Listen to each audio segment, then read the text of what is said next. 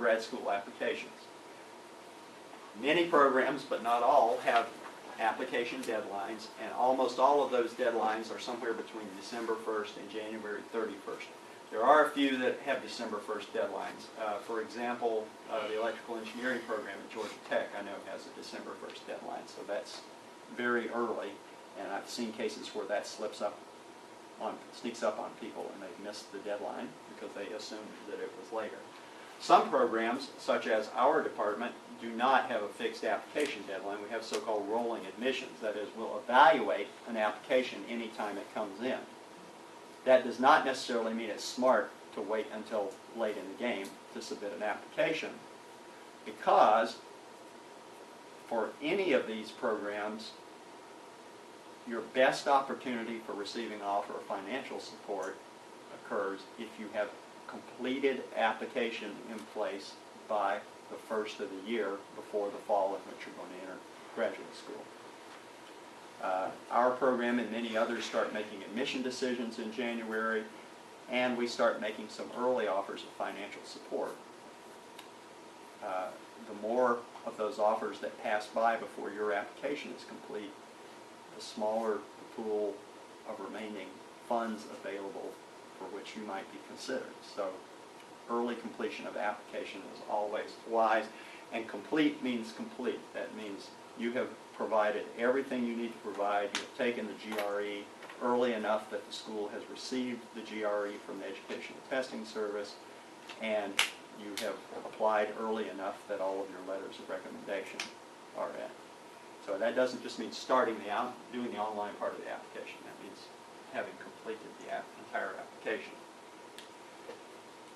Well, I mentioned financial support in the last bullet, and there are a number of forms of financial support available to graduate students, and I'm not even going to address student loans and things like that, because for you as good students in the an engineering discipline or the sciences, you should be aiming your sights, setting your sights higher in terms of financial support than considering the possibility of taking out loans.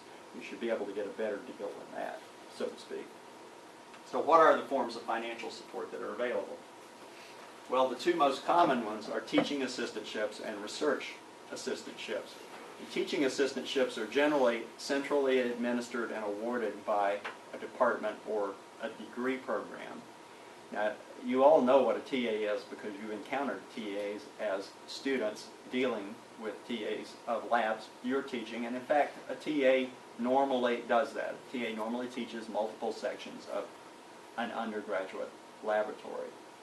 For example, TAs with a 20-hour per week work assignment in our department typically teach 3 sections of an undergraduate laboratory every semester, and then have some proctoring responsibilities on top of that. And so each of those labs meets for 2 hours once a week. So they have 6 hours of contact time per week with students, and then all of the out-of-class or out-of-lab preparatory time associated with teaching those labs.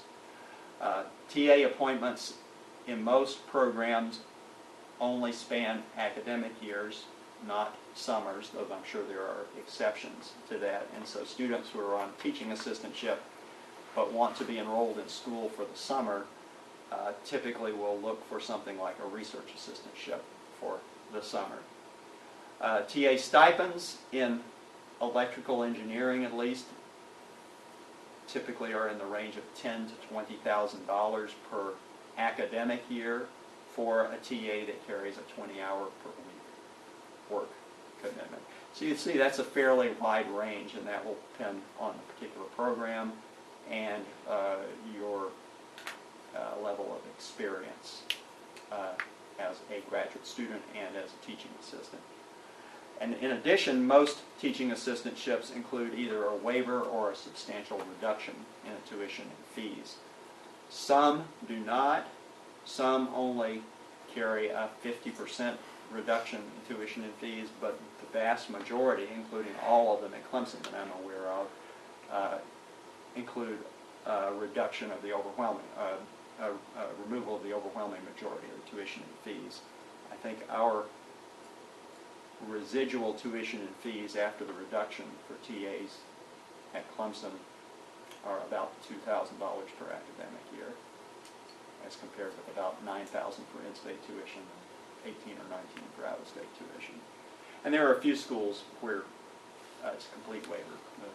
The balance is zero. Research assistantships are not offered by the Department of Program. They're offered by individual faculty members and are funded out of research funds that faculty member has got through an external research grant or contract, say with a federal research agency. A research assistant assists the faculty member in that faculty member's research lab, and the nature of that assistance varies dramatically depending on the type of research the faculty member does. And it can be very hands-on physical laboratory work. It can be software programming, or it can be more pencil and paper oriented depending on the nature of the research. And when a student has a research assistantship from a faculty member, that faculty member is usually also the student's research supervisor for their master's thesis or PhD dissertation. It's more common for research assistantships to span the calendar year rather than just the academic year, so they often provide support during the summer as well.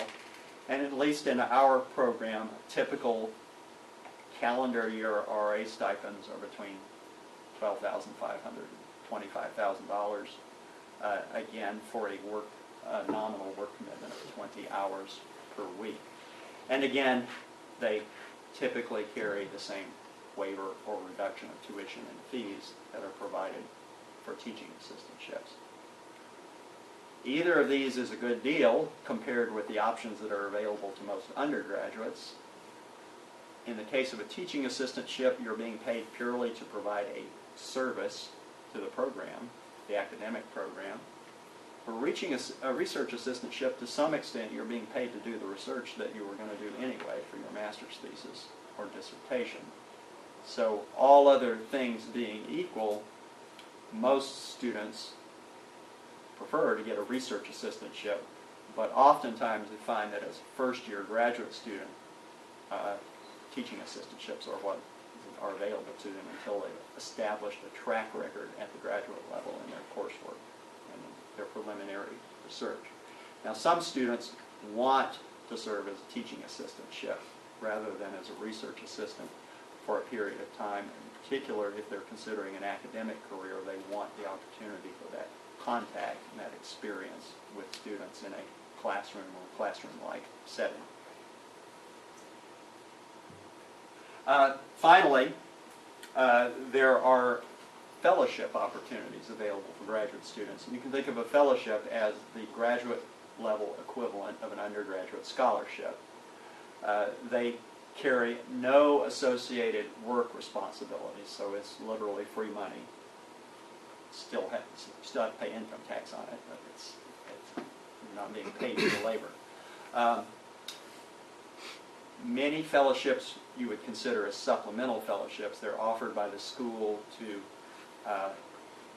sweeten the offer of a teaching assistantship or a research assistantship somewhat, just to increase the net level of income of the student. But there are also fellowships available that I would call full ride fellowships that are intended to provide the complete financial support for a graduate student for a period of time during their study. Some of those are offered by schools, and many of them are offered by other organizations, national organizations. And for a full ride fellowship, the student does not hold a teaching or research assistantship, but depends strictly on the stipend paid by the fellowship. So they have no work responsibilities and no particular obligation to a specific faculty member as well. And again, those full ride fellowships generally provide the funds to cover all of the tuition and fees of the graduate student. Now, this sounds like a very attractive option. So how might you go about ensuring that you're considered for fellowships when you apply for a graduate program? Well, for those fellowships that are offered by the schools themselves, whether they're supplemental or full ride fellowships, typically there's no additional step required by the student. Your application to the program will ensure that you're automatically considered, well, I should say your admission to the program will ensure that you're automatically considered for fellowships offered by the school, the college, the department, any academic organization on campus. There may be exceptions to that, but that's normally the case. However, fellowships that are provided by external organizations typically each require their own separate application. So what are some examples of fellowships offered by external organizations? Well, there are a handful for students in the engineering and sciences that are considered the primary competitive national fellowships. And these fellowships are all 3-year fellowship awards with stipends slightly greater than $30,000 per year, plus funds to cover tuition and fees, and in some cases some additional money for books or conference travel or computers. They are highly competitive.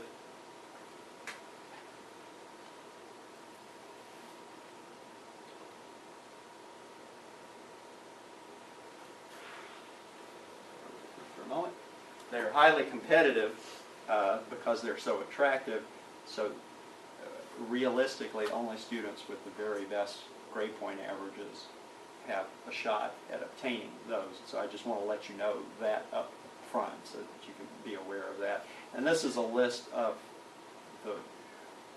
probably the primary targets in engineering and sciences, with the National Science Foundation fellowships being the ones that are awarded in the largest number. There are about 1,000 of those awarded every year across the science and engineering disciplines.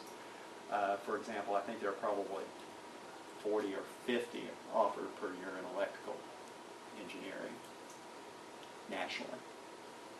The deadlines for these are towards the end of the year, prior to the year in which you're going to start your graduate program.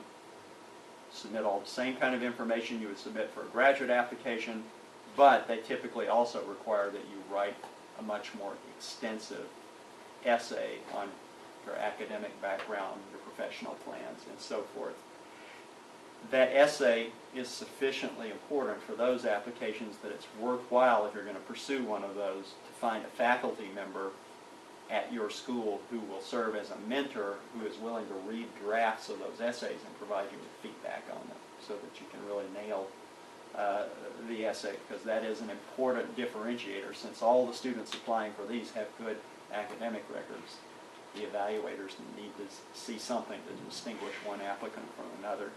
And many schools also offer workshops to aid in preparing applications for fellowships. For example, at Clemson, the university, the graduate school, offers workshops in September of every year on the process for fellowship applications. Now, in addition to these, which clearly are very hard to obtain, there are a number of other fellowships that either have smaller stipends. In some cases they're intended to be supplemental, or they make a smaller number of awards. Some of those are highly competitive, some are moderately competitive. They're all at least moderately competitive. One that a number of our students have won over the year are the GEM fellowships, which are focused on students from underrepresented groups, and the money to support the students actually comes from companies, and the students who hold the GEM fellowships are expected to and guaranteed internship slots with the funding company during the time they are in graduate school. The American Physical Society has fellowships for students in physics. There are 1 or 2 physics majors in there, I believe. Okay.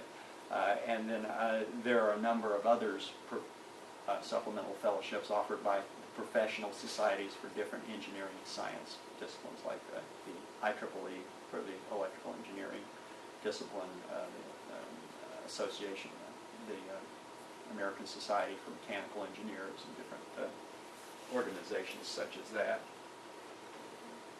Okay, so you do your research to identify graduate programs that are a good match for you. You prepare the material, apply to those programs, and then you wait. And then after some period of time, you'll hear back from those schools as to whether or not you've been admitted into the program. Now, you may start hearing back from schools about acceptance as early as late January, but in almost all cases you'll receive an acceptance decision by the middle of March. Some of those acceptances may come with an offer of financial support, and some may not. Realistically, if you have the option, I suggest you immediately toss those that are not providing you with financial support unless there is some overwhelmingly compelling reason that one of those programs is the right one for you. The difference in the quality of your experience as a graduate student, if you do have financial support versus your experience if you don't, can be significant enough that I think that is an important consideration. But we hope, since all of you are good students, that most or all of your admission decisions will include offers of financial support as well. I'll say something more about that in a second. Then once you've found out where you've been accepted and where you're being offered financial support, I think it's worthwhile for you to be proactive at that point and start contacting faculty members who are working in your area of specialization. This is the point at which you're more likely to get the attention of a faculty member, because they can verify that you have now been admitted into the program, and in many cases they may even have seen your application at some point during the application evaluation process, so that they're somewhat familiar with you and your academic background and interests. If at all possible,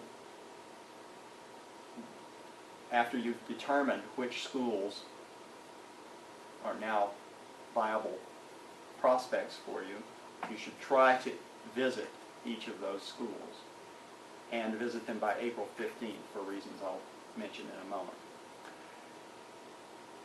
And I do want to emphasize this point.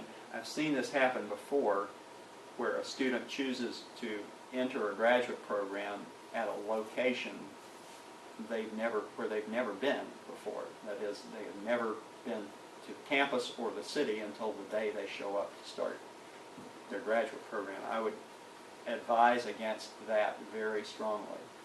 Until you've been somewhere, you don't really have a good gut feel for what the environment is like there. And I've seen cases where students are very disappointed about what they find once they show up. Sometimes they find that it's quite different from what they had imagined it to be. So I think it's critically important that at least at this stage, if you have not been to one of these schools before, that you make arrangements to visit the school before you make a decision to attend there.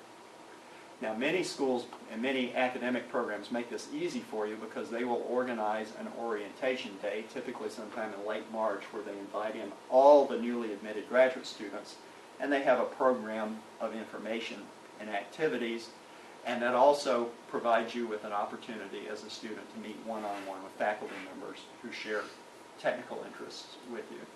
And in many cases, those programs will provide the money for you to travel to attend the orientation day, in particular if they have offered you financial support. If they've already made the decision to invest $15,000 a year plus tuition in you as a teaching assistant, they're typically not going to be hesitant to spend an extra $750 to bring you to campus beforehand to make sure that you and they click. So I think this is very important, very important. Visit any campus that you're considering. Now, some programs don't have an orientation day like this, and so you may have to make the arrangements on your own. Our department, for example, does not, but we are fairly generous with helping students financially to come in on a one-on-one basis to visit the department once they've been admitted. If you're accepted somewhere you really want to go, but they didn't offer you financial support, one option you might consider is visiting that campus, arranging to meet with the decision makers, maybe my counterpart in your program, or the faculty members you want to work with, and make one last case for why they should be providing with financial support. You know, there's no guarantee that will pay off, but it does work sometime.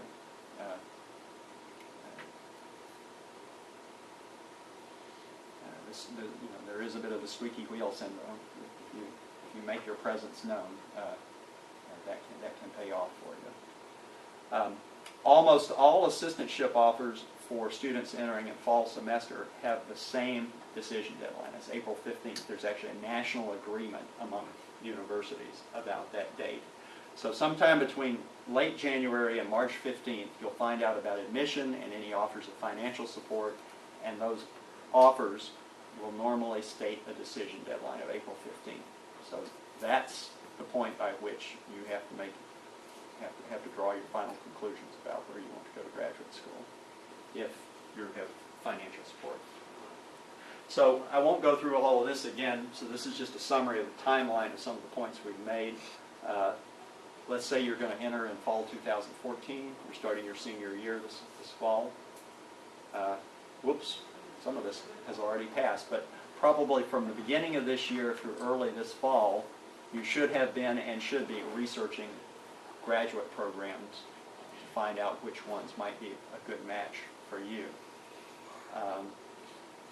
This summer, now, if you haven't started, you should get hold of and take practice tests for the graduate record exam. There are practice exams available at the Educational Testing Service site, and I think most bookstores sell practice exams as well. It's good to go through one or two of those if for no other reason than it helps you understand the format of the exam, which makes you a little bit more comfortable when you actually go in to take the computer-based exam. Then I would strongly encourage you to register for the exam no later than the end of this month. I'm not saying you have to take the exam by the end of this month, but select a date, pay the fee, and secure a spot, an exam spot by that time, regardless of what the date is that you're actually scheduling to take the exam, because seats do fill up at some of these testing centers. If you wait too long, that can be a problem. Also, over the course of the summer, you should determine the deadlines for all graduate applications you're going to submit and what is required for each of those applications, and similarly for any fellowship applications that you're going to submit. And by the beginning of this academic year, you should have identified and obtained an agreement with those faculty members who are going to write letters of recommendation for you. And if you're going to write fellowship essays, also I suggest you line up a faculty member who is willing to look over drafts of the essays and provide you with feedback on them. And as you progress through applying to different graduate programs and fellowships, please keep your faculty references informed so that they know where they're likely to receive a request from. You know, I like to know if somebody has applied to 5 schools that I should be expecting 5 requests for letters of recommendation for that student. You should take the graduate record exam at the latest by October. Remember, the goal is to have a completed application no later than January 1st, and that will give enough lead time for the exam to be graded. The essay part of the exam is graded manually. You know the scores on the other 2 parts as soon as you leave the exam, because that's all multiple choice, and so the computer tells you your score when you finish the exam. But the essay part is hand graded, and that takes 2 or 3 weeks for that to be done, and then some time for the scores to be sent to the universities. And then once the universities get them, there's a little bit of a challenge for them to match those up with your application sometime. So you should complete all the applications by the end of December. For some of the fellowships and a few of the graduate programs, there may be an earlier deadline than December 31st. And then once you know where you've been accepted and offered financial support, you should narrow down your school to your list of finalists and visit each one if you haven't visited the school before. And as I noted, April 15th is the date by which you will have had to provide a decision. So I won't dwell on any of this, but I've listed links to information about graduate programs at Clemson that I hope cover all of the disciplines that various ones of you might be considering for graduate study. If you're interested in going to med school, Clemson is not the place for you because we don't have a med school, so have to get recommendations elsewhere for that. And the first of these is the portal for the online application to all graduate programs, and the rest of these are just informational pages. Here are the links to some of the big external fellowships. There are many others, and you can find many places on the web where there are exhaustive lists of hundreds of fellowship opportunities, of which a handful may actually turn out to be relevant to you. And also, for those of you who are considering pursuing a graduate degree in electrical engineering, I've included an outline of the areas of ongoing research activity in our department at Clemson, and I'll let you look through those at your leisure. And if you have any questions for me about that or about anything else that I've covered today, then feel free to contact me. My office is on the 3rd floor of this building, in the front of the building, over in that corner, or you can contact me by email or phone. So I'm sorry I've run a few minutes over, but I think it's worthwhile to take a few minutes in spite of that for any questions you might have. Does anybody have any questions right now? Yes? I know I've heard of it, like with people like having one major in undergrad and going into a different field in graduate. How often do people do that, you know? It's not uncommon, depending on what you're going from and what into. You may find that you have some deficiencies in your undergraduate background that have to be addressed in order to be prepared to do well in the graduate program. And in other cases you might not. An example of the latter is, as I understand it, most master's and PhD programs in bioengineering, for example, attract a lot of students who have undergraduate degrees in electrical engineering, material science, or mechanical engineering.